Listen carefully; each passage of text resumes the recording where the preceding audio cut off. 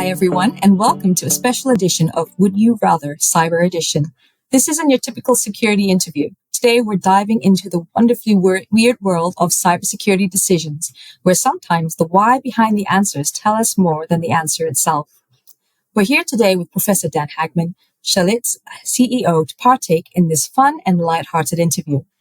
So we're serving up a series of absurd yet strangely familiar cybersecurity dilemmas to our guests today. But there's a catch. Every answer must be defended. Ready? Let's dive into it. Ready. Firstly, welcome, Professor Dan Haagman. Thanks, Vanessa. Let's kick off with the classic nightmare scenario. Would you rather explain zero trust to the board every week for a year, or patch that one legacy system that breaks something new every time you touch it? And please tell us why. Sometimes in life, especially cybersecurity, what is it they say? You have to eat the frog. You have to do the hard stuff first. I would rather any day outline zero trust, probably not in zero trust terms, to a board, because that is the thing that's going to take us out of our organic environment and bring us through into something that we can deliver a sustainable outcome on. So we need to follow zero trust going forward because of the issues around users and all the architecture we put in place and how it's getting broken.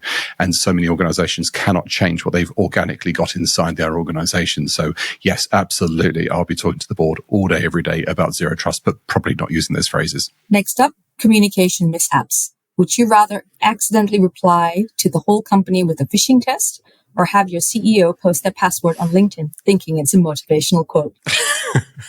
I've seen both. I've seen every derivative you can think of human behavior.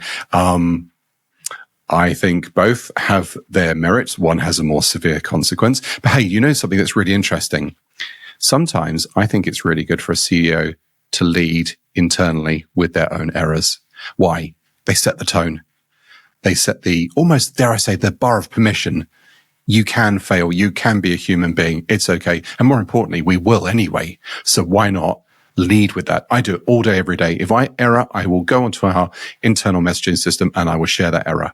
Why? Because it's important. Everyone needs to goof. The most important thing is, though, when there is a goof, maybe that's okay. But when there's this really serious goof, that's when we really need to call it out and get onto it really quickly. It's human. It will happen, but we've got to catch those errors. So I'd say do it in the open. All right. Let's talk audits. Would you rather have your next audit conducted by a room full of interns or by a most vocal internal critic from marketing? Choose your chaos. I don't think either of them are chaos. Why? Because sometimes transparency can really overcome the problems that we see in cybersecurity and the corporate mentality that sits in there. Sometimes we've got too many silos. So again, do you know the wonderful thing about cyber, Vanessa, is I think it's one of the biggest levelers out there. We can all play charades and shenanigans around, the messaging and, cover things up or make things sound a little bit more audity and pass the audit. But at the end of the day, that is exactly what hackers exploit. And so sometimes I think it's good to get things in the open and then we can deal with what's real. Perfect. And now for something fruity. Would you rather every cybersecurity threat be named after a fruit like BananaRAT or PineapplePhish? Or have to sing your security incident report to the tune of a Taylor Swift song? I can't shake that one out. I just can't. Oh, you took my line. I'm not that cool. And finally, the ultimate test of leadership. Would you rather defend your network from a nation-state attack with only free trials and open source tools, or present a security roadmap to the board with nothing but a whiteboard marker and peer charisma? Oh, wow. Give me the whiteboard any day. And here's why. I think we need to engage with the board, but we need to engage with it in a problem-worked environment. And I know that board attention and time is limited, but actually the ability for a hacker to switch off their organization and do colossal damage is too great. So a number of times I've been asked to come in and give formal artifacts and presentations. And my answer is, no, I'm not going to do that. Why? Not because I'm arrogant or want to challenge the norm. It's because we need to work what's important to them. And that whiteboard gives us the interactivity to drive that questioning, get their input. It's not me or you giving that answer. It's the we in the room and working the problem. So I think the whiteboard is one of the most valuable interactive things. I've done this with banks. I've been in to meet CEOs. And do you know something?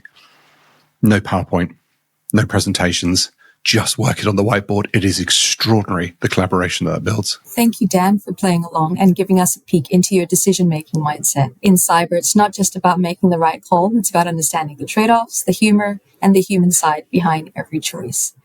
Dan is speaking at CISO Singapore this August, so if you haven't grabbed your seat yet, please visit our website at CISO Singapore 2025 to book your seat.